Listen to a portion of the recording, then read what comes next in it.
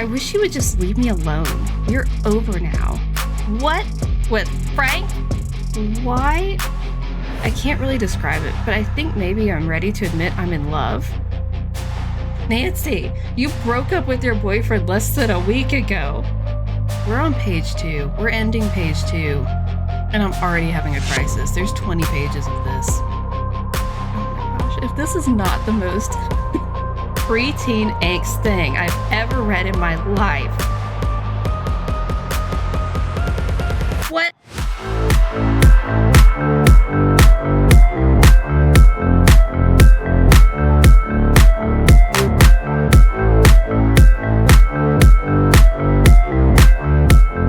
Hey you guys, welcome in. I don't think you're ready for what is happening today, but we are about to read what might quite possibly be the most unhinged fanfic I have ever read in my life, at least within the Clue crew. So let's get into it. This fanfic was submitted to me for my perusal and enjoyment and hopefully entertainment by the lovely Elle from Little Miss Drew on Instagram, who wrote this as, I'll correct myself later in post if I'm wrong about this, I think she was like 11 years old when she wrote this, thereabouts. And she wrote this and posted it on the message boards back in the day, so that's how old this story is. And let me just say, the preteen angst is real in this one. So, first of all, it's apparently called Though the Train Stops, My Love Will Continue. Guys, I mean, first of all, it sounds like the title of a Charlene Purcell novel, which is very on brand, because this is a fanfic of technically a alternate ending for Last Train to Blue Moon Canyon. And so you guys aren't ready. The plot twist, the drama, the angst, oh my word. It's just beyond, to be honest. And so, yeah, that's what we're doing today. And I think we need to just jump into it because there's nothing more I can say to prepare you for the experience we're about to go on. But let me just go ahead and say just a thank you to Elle from Little Miss Drew for compiling this together into a Google Doc for me that I can read it, and also for agreeing to have this read in a video on the internet and be brought before the public again.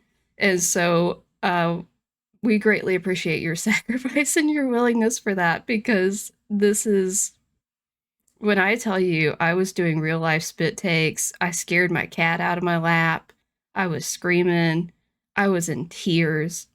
Like, the experience reading this for the first time was wild, and I can't possibly recreate that while reading it with you guys. However, I will say I have not reread it since I first read it, which was probably at least a few weeks ago, maybe almost a month ago at this point. I don't remember. It's been a minute. See, I suffer from short-term memory loss.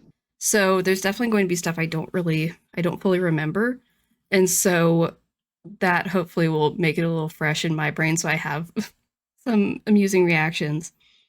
But yeah, we're just going to have a good time with this. So without further ado, let's get started reading. So, though the train stops, my love will continue. Chapter 1, it's not broken into chapters, but this is the first section. And it seems to be basically all done through Nancy's perspective, but it does kind of jump into Joe and Frank's perspective as well. Because, by the way, this is a Nancy and Frank fanfic, but also there's Nancy and Joe stuff. And this might be the most unhinged things to ever happen with Ned in a fanfic that I've seen. It quite possibly might be. It's wild. You guys aren't ready. Nancy stepped onto the train, carrying her luggage in both hands. She was careful to pack everything that she would need on her trip. She was glad to know that Frank and Joe Hardy would be coming along as well. The three of them had known each other since high school and had become best friends. As Nancy got settled in her sleeping car room, she heard her cell phone beeping. She had a text message from her ex-boyfriend, Ned. Ex-boyfriend, starting off with a bang there. She rolled her eyes and then read the message. It said, "Hey Nance, listen, I really need to talk to you. So please call me when you get this. Love you, Ned." I wish you would just leave me alone. We're over now. Ugh, I love you. Love you, Ned. I can't believe him. He's acting like nothing happened, Nancy thought. After last weekend, Nancy didn't want anything to do with Ned. Wait, so they just broke up last weekend? That's okay. All right.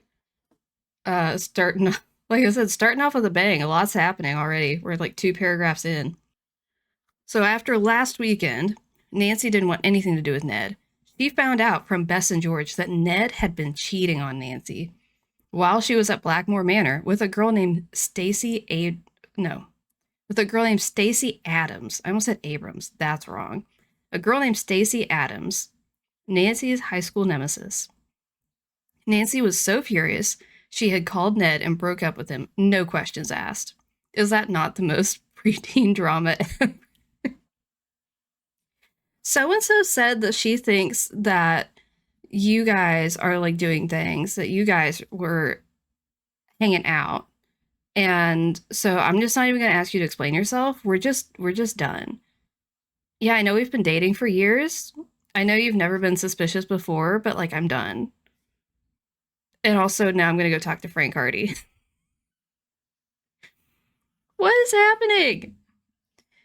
Soon, Nancy made her way into the kitchen area of the dining car, where she saw Charlena Purcell, who is very interesting and like maybe slightly out of character, I feel like, in this, but I'm not totally mad at it. "Oh, what a surprise!" exclaimed Nancy. Charlena looked up from her laptop and then glanced over her glasses at Nancy with a look that said, "Who do you think you are talking to me?" Nancy, seeing this look, quickly explained herself. "I'm Nancy Drew. Don't you remember me? I called you when I was staying at Shadow Ranch." Charlena lit up. "Oh, Nancy, dear, thank you so much for that information about Dirk Valentine's treasure. It helped me so much in the new book I just got published." Nancy smiled sweetly and said, "You're welcome, Miss Purcell. I finally got a chance to read your book, like wind through my heart, and I loved it." Soon their conversation ended with Charlena telling Nancy if she ever needed any information, just to let her know, and she would be delighted to help her. Nancy walked into the other half of the dining car and noticed Frank and Joe Hardy. "Hey, you two," Nancy said. Frank and Joe looked up and smiled when Nancy came in. Frank sat up and said, "Nancy, we thought you'd never get here." Joe then interrupted, "You'll never guess who invited us all here." I don't know why we'll never guess. I mean, didn't we already know who invited us?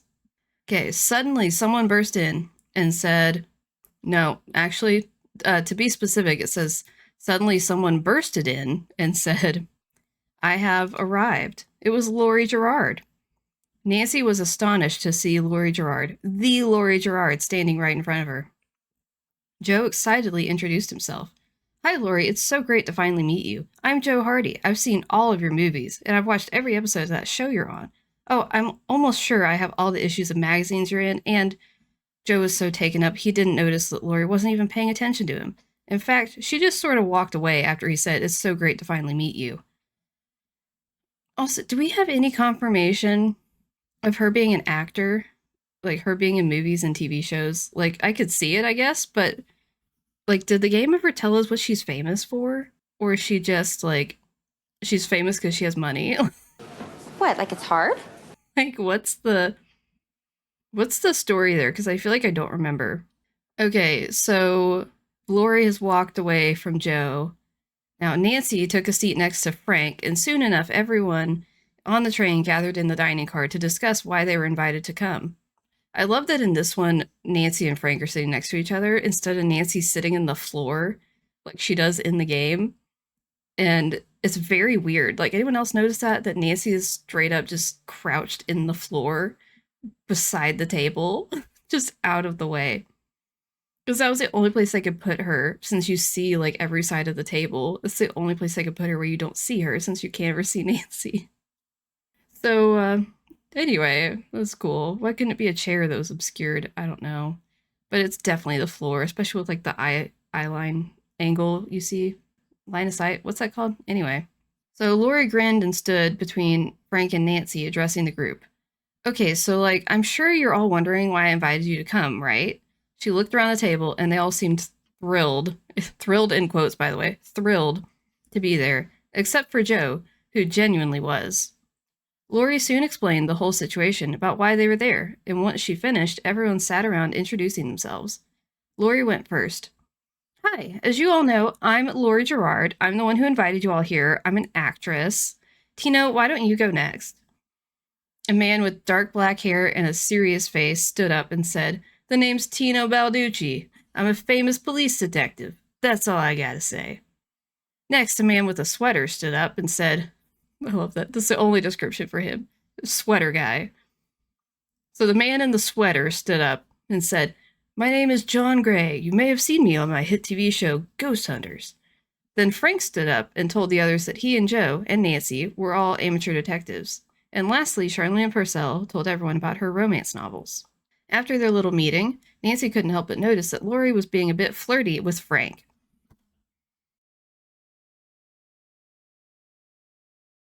Excuse you? I understand nothing. What? With Frank? Why?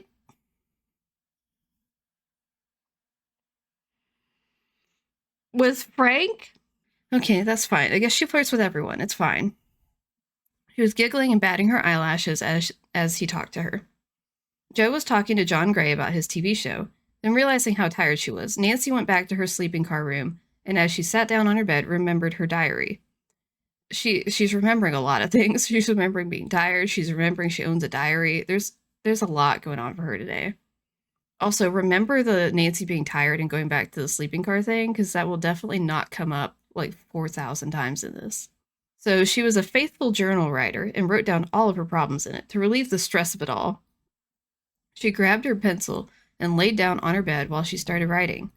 Dear Journal, it's been a long day. I got up, packed all my things, and now I'm on board a train bound for a place called Copper Gorge, Colorado. And guess who invited me along with the Hardy Boys? Lori Gerard. In fact, I'm aboard this train with a lot of famous people, including Charlene Purcell, Tino Balducci, and John Gray. I hope to get to know them a lot better. Anyway, I got a text message from Ned. I'm supposed to call him, but I don't even want to think about it. Also, I hate to admit it, but I think I have feelings for Frank. When I saw the way Lori was flirting with him, I felt this knot in my stomach, like I wanted to be the one with him. I can't really describe it, but I think maybe I'm ready to admit I'm in love. You got engaged to someone you just met that day? Nancy, you broke up with your boyfriend less than a week ago. And you only broke up because you thought he cheated. Which we have yet to see if he actually cheated. That will come back up. We will talk about that. I'm not going to say one way or the other. But it is supposed to be understood at this point that Nancy assumes he cheated, but she never actually followed up to confirm if he did or not, and if he did, who he cheated with. And anyway, we'll be back to that. I don't want to spoil anything. It's been less than a week. And we're in love with Frank. Have we even talked to Frank? Hello? Guys, we're on page 2. We're ending page 2. And I'm already having a crisis. There's 20 pages of this. So I think I'm ready to admit I'm in love, apparently. As Nancy finished writing in her diary, she couldn't believe that she had just let out her deepest secret, her love for Frank. She was still in that denial stage and promised herself she would never let anyone know her secret. At least not yet. She quickly slipped into her silky blue PJs and pulled her strawberry blonde hair back into a ponytail. As she laid her head on her fluffy pillow, she had wonderful dreams of Frank. Oh my gosh, if this is not the most preteen angst thing I've ever read in my life. Like, I'm commenting, like, Elle, I love you for this, because I know I thought and read and wrote things like this when I was younger. I know I did. We all did. Admit it. Admit it. When you were like a preteen, and you were playing the games, you're on the message boards, you're reading like fanfics, whatever, you were into this. You thought this was the greatest thing since sliced bread. Admit it. But now Maturing is realizing that this is so unhinged. And it's also one of the best things I've ever read in my life. Just wait. Like, we are barely getting into it here, guys. This is about to get so much better. So the next morning, Nancy woke up and sat in the bed. She walked over to her mini closet and chose to wear a pair of skinny jeans and a tunic she had recently bought. Okay, if that doesn't age this, you know when this was written, I don't know what else does. So Nancy's wearing skinny jeans and a tunic, apparently. No mom jeans for this Nancy. As she walked up to the mirror, she began to put on her makeup and soon let down her long hair out of the ponytail. Maybe Frank would notice her today. She then heard the beeping of her cell phone, another text. As she pick up her cell, apparently there's a typo there.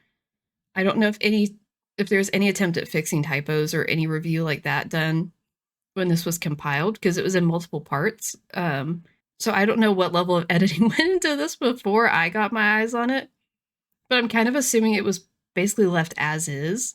So that's probably why there's maybe a couple typos throughout this. So as she picked up her cell, she saw the name Frank blinking on the small screen. She opened it up and began to read it. Hey, Nancy, I need to talk to you. Meet me in the dining car. Nancy's heart skipped a beat as the words of his text message kept running through her mind. She couldn't help but wonder what he was going to tell her. Nancy glanced once more at herself in the mirror before heading to the dining car. You guys aren't ready. I don't know what you guys think is going to happen right now, but it's not that. Like, whatever you think is about to happen, it's not that. It's literally anything but that. She walked slowly into the dining car to find Frank, patiently waiting for her. Hey, Nancy, I see you got my message, Frank said calmly. Yep, here I am. So where's Joe? Nancy said, acting as if she really minded that Joe wasn't there.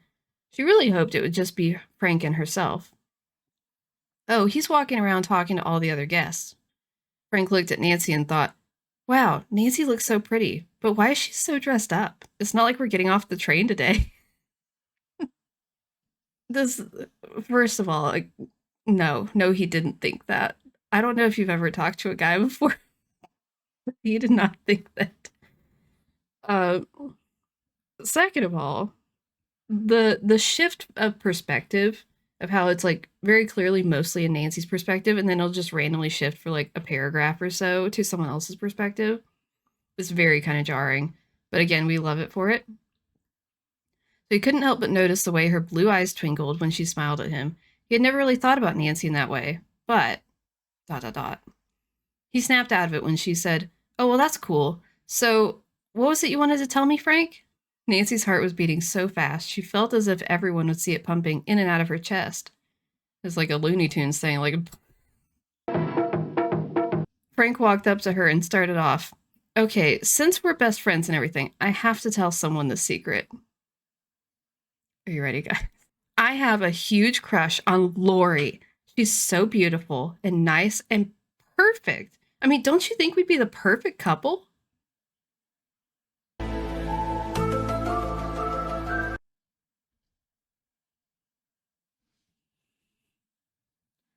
What? Nancy slowly felt her heart break. She wanted to cry, but knew she couldn't let Frank know how she really felt. Yeah, you guys would look great together. Nancy smiled, even though she wanted to run away and cry. Thanks, Nancy. You're great. I couldn't tell Joe. I mean, if he knew, he'd be upset. I mean, it's so obvious he likes Lori, too. Oh, so he notices that.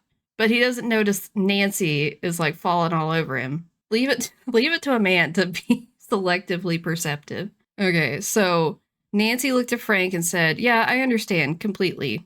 Frank came over and gave Nancy a friendly hug. Not the friendly hug. Not the friendly hug. The friend zoning is real. You're the best. See you later. As soon as Frank left the room, tears slowly fell down her cheeks. Well, guess I have detective work to do. Nancy thought, trying to convince herself everything was fine. Oh my gosh, I love that part so much. The tears slowly falling down the cheeks. Well, I guess I have detective work to do.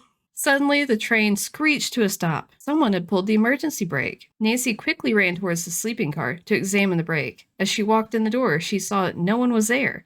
Who had done it? And more importantly, why? These two questions rolled through Nancy's head. They're literally rolling, apparently. They're rolling. I already don't remember what's happening. Because they used to be a couple, so are they like making out on the train somewhere? Oh my word. Not the angst already. Is there carbon monoxide again in this one? Maybe there's still a chance for him to... Sorry. Wow. Nancy's never done that before. Plus, I thought she was into Frank. Oh well, I'm fine with this.